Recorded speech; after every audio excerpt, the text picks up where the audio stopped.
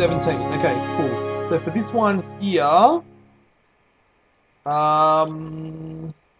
is it all of it? Or is there a specific? Yeah, A, B, C, and D.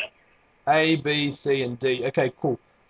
If that equals that, establish that f dash of x is less than 0 when x is less than 0, and f dash of x is greater than 0 when... Okay, cool. So, for this graph, so to find the derivative, you use the quotient rule. Did you find the derivative of that? I'm pretty sure I did. You did? Yeah. Okay, so you should get y dash is equal to, what is it, x squared minus 1 all squared, and you got x squared minus 1, oh hang on, no, that's not.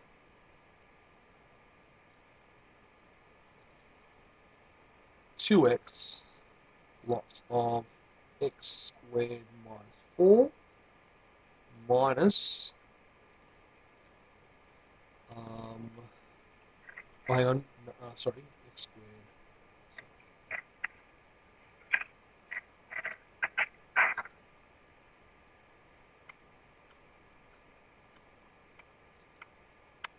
minus 1 minus 2x x squared minus 4. Is that right? Yeah. Cool. And you should get y dash equals 2x lots of, and you get minus 1 plus 4 over x squared minus 1 all squared equals to 6x over x squared minus 1 all squared. Got it? Is that what you got for y dash? I think so. Yeah. Now, what can you tell me about the denominator?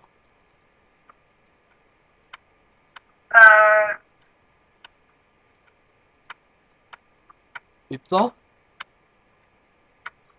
perfect square. Yep.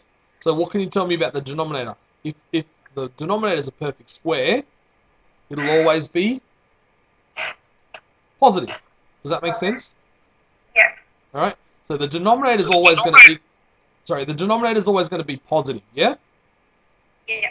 So this answer will always be positive as long as the top's positive, and it will always be negative as long as the top's negative. Does that make sense? Yeah. So the derivative will follow the sign of x, right? So in other words, when x is negative, the derivative will be negative. When x is positive, the derivative will be positive. Does that make sense? Yeah. Yep, that's the answer for B. Okay. Got it?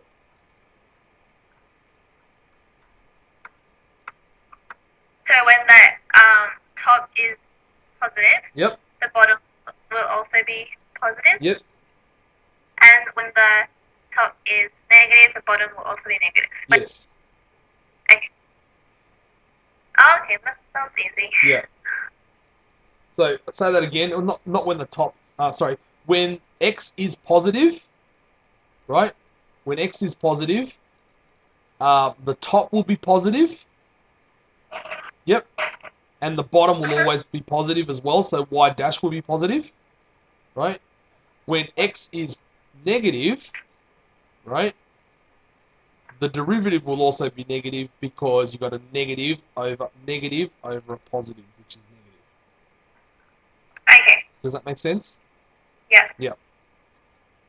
And then part C says, state the equations of any horizontal and vertical asymptotes. Well, the vertical asymptotes are going to be when the bottom equals to 0. Got it? Yeah. Yep. Which is basically when x squared minus 1 equals to 0.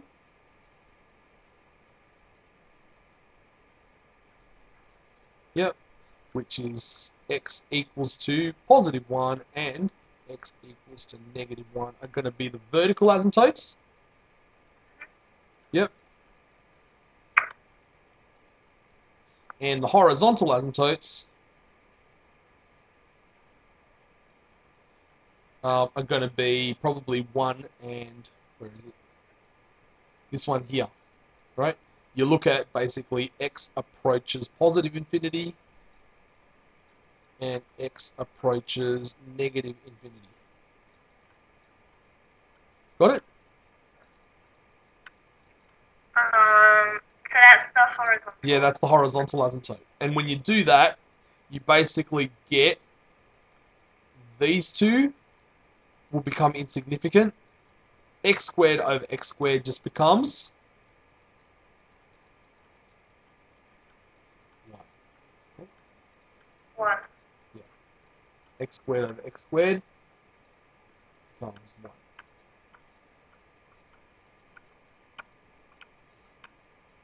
Wait, how do you know like that x approaches positive and positive infinity? No. That's what you do. You let x approach positive infinity, and you Oh, let right, y. right. Yeah, that's how you work out the horizontal asymptotes. Okay. Yeah. So y.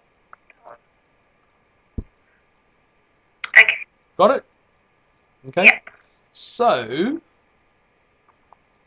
let's use that information to graph the curve. So I'm going to do it in blue. You got y, you got x, you've got positive and negative 1, negative 1, positive 1. Yep. Does that make sense? Yeah. You've got the asymptote, the vertical asymptote being 1, y equals to 1, which is this curve here. Yep. And what did we say when it's positive? Where was it? When x is negative,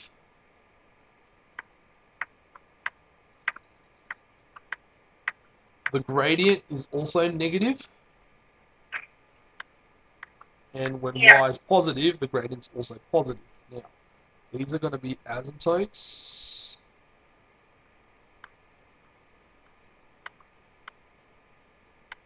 Now, let's make x equal to 0. What's that going to allow us to do? So let's make x equal to 0, 0. So it's minus 4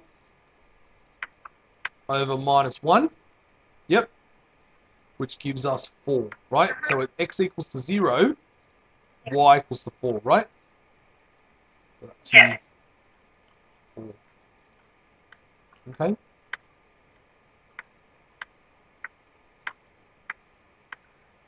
And it's going to have, as x is positive, y, as x is positive, the gradient's going to be positive, right? So is this an increasing curve or a decreasing curve as we go this way?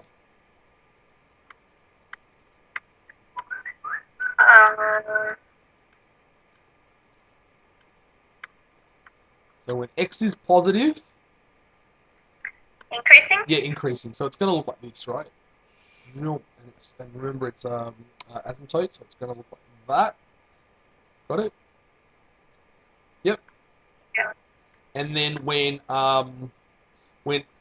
x is negative, the gradient is also going to be decreasing, right? So in other words, the gradient's going to look like that. Yep.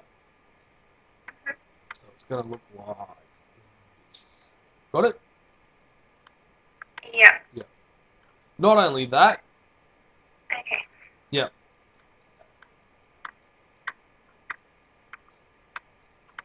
Got it? Not only that, it's also going to have a negative gradient. In other words, it's going to look like this on this side. So that's one asymptote. The other asymptote does this, and it's going to do that. Got it? And I suspect it's going to do that on the other side as well. Yep. And how do we find these 2 points? It's when the top equals to 0. 0. So you've got x squared minus 4 equals to 0. So you've got x plus 2, x minus 2, x equals to 2, comma, minus 2. Got it? Yeah. Okay, so like for the top bit, Yep. like the bubble, that's the bit where like x approaches positive infinity. Is that right? This bit? Yep. No, like the top parabola bit. Oh, yes. This is where x approaches infinity. No, this is where... No. This bit is when x approaches positive 1. Positive one. Yep. Y is going to be a vertical asymptote. So what's going to happen is it's going to be a vertical asymptote at x equals to positive 1, which means it's going to approach... Y is going to approach infinity, not x is going to approach infinity. Y is going to approach infinity. Got it? Um, I think I get it. Okay. So, let's have a look.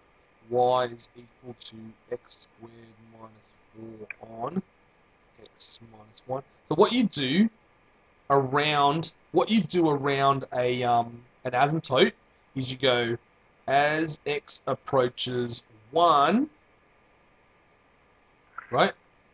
From below, you have a look at Yeah. what y does. Y approaches, and it'll approach. So what you do is you put in a really small value, a really close value to 1, but that's just smaller. So what you do is you probably want to put in like 0.9999 to the power of 2, and you probably put 0.9999 to the power of 2 minus 1 Yeah. here. Does that make sense? And you'll end up with a number that ends up being very big positive. A big positive number. Got it? Yeah. Yeah. And you do the same thing on this side as it approaches. So, and then you do the same thing on the other side. X approaches positive 1 from above, which means from the right hand side. And then Y should approach. Let's have a look. Yeah, so if that's a positive number. Oh, hang on. So if x approaches 1 from above, so let's have a think about what that's going to do. 1, that's going to be negative. Is that right? Yeah. And that's going to be positive. 0. No, it's going to be Oh. positive. Yeah. Okay. Because it's approaching 1 from above, so it's going to be like substituting 1.00001. So you got Okay. a negative over a positive, which is negative. Negative. Yeah, it's a very big negative number. So yeah, so we're right. So it's going to look like that. Okay. Okay. Yeah. Wait, so the y, um, the one we just did, like Yeah. the big negative number, Yeah. is that the graph for X is that approaches. for No, it's X approaching. Oh yeah, I think so. Yes. So it's X approaching 1 from above, which is X approaching 1 from above, going that way. Yep. As X gets closer and closer to 1 from this direction, right? Y is getting closer and closer to a really negative big number, which is down here. Got it?